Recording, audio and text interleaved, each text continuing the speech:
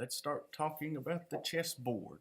There's a ton of information here, but we're only going to get into a little bit. The very first thing that you'll need to have an idea about, we won't always call these files and ranks, but it's still terminology you'll probably want to kind of start to get familiar with. Your columns are files, so going up and down on the chessboard, we call those files. But the rows that go across, we call those ranks. Then we also have diagonals, which is not listed here, but diagonals that come across. Notice the chessboard is black, white, or actually really I should say dark white, because our boards at school, they're not black. They are red and some of them are blue. So it's dark, white, dark, and that's the same for every way. When you sit down at the board, you should have white in your right-hand corner. The person on this side would have white in their right-handed corner, because again, the board's flipped. All right, the chess pieces. When you start, let's go ahead and just switch over to this other one. When you start a game, this is very important. White always goes on 1 and 2.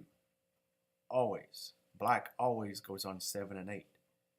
You will play white sometimes, you will play black sometimes, but when you're in a game with someone else and you're switching sides, you can either get up and move to the other side of the table, or you can just flip the board around. But we never just say, hey, well, I'm going to be white this time and set them up on 7 and 8. White always goes on 1 and 2, black always on 7 and 8. That becomes very important as we get into notation later on. If you have the board set up wrong, that's going to make some problems.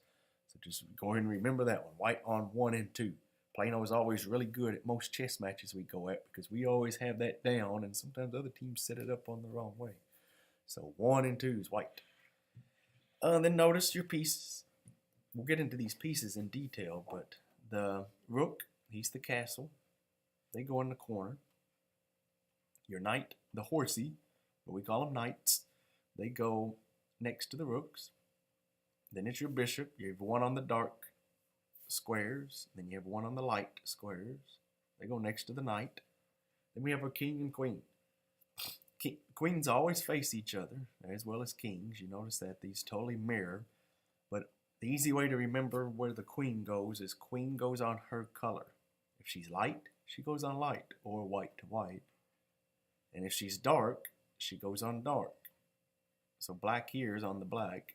At school, the black will go on our red square or blue square, depending on what board you're on. But dark goes on dark, light goes on light, and the king just goes next, okay? That's the way to remember that.